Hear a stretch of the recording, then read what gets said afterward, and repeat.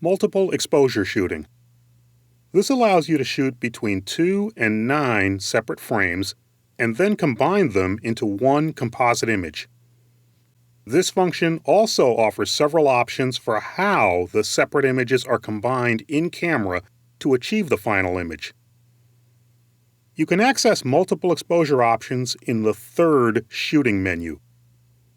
Within this menu, you can enable the multiple exposure function and set various relevant options, including multiple exposure procedure, multiple exposure control, number of exposures, save source images, and continue multiple exposure. You can also reach the multiple exposure menu by pushing the new Picture Creation button and choosing the multiple exposure option. For multiple exposures, you first select between two shooting procedures: function and control priority or continuous shooting priority. Function control priority is the multi-exposure setting that most users will likely reach for first. It enables you to take each multiple exposure image separately and check the image as you go along. This limits continuous shooting speed, but gives you more control over composition and exposure.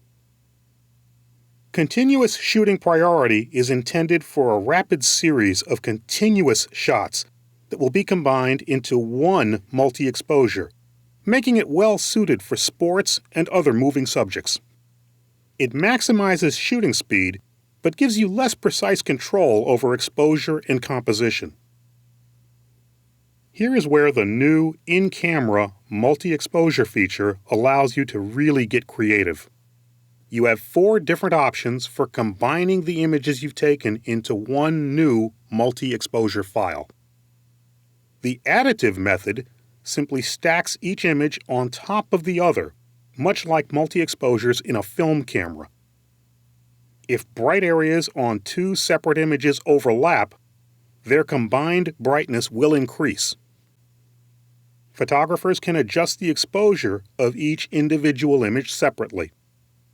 It's often necessary to underexpose images, especially if bright areas will overlap in the final multi-exposure.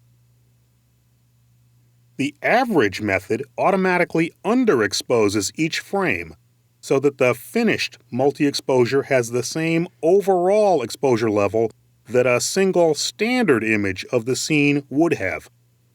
It's ideal when 2 or more frames of the same scene will be combined to avoid overexposure as images are composited. The bright method compares the individual images to each other, giving more importance to the bright areas. Bright objects within the multiple exposures will be emphasized as the source images are combined. A classic example would be 2 shots of the nighttime sky with city lights and a separate shot of the full moon. Using the bright method, when the files are combined, the dark areas won't get progressively brighter, and the bright areas will appear at full brightness.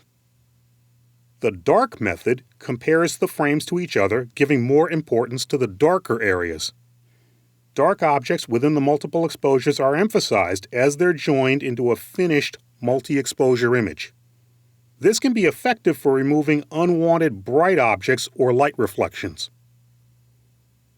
You can choose the number of frames you'd like to use in a finished composite image. Up to 9 original files can be combined in camera into a single finished multi-exposure image. If you are unsure of how many frames you will use, set the number of exposures to its maximum of 9 frames and create a finished multiple exposure out of the images you do shoot.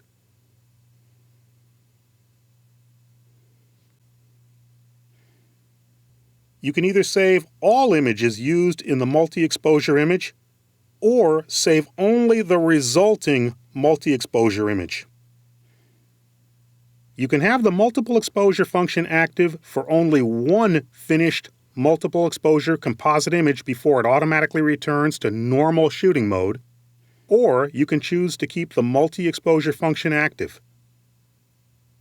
4 control method choices for multiple exposures provide unprecedented in-camera control over the final image, greatly expanding what's possible without requiring time at the computer. Having the ability to digitally create multiple exposures breathes new life into an artistic method that film shooters have used for years.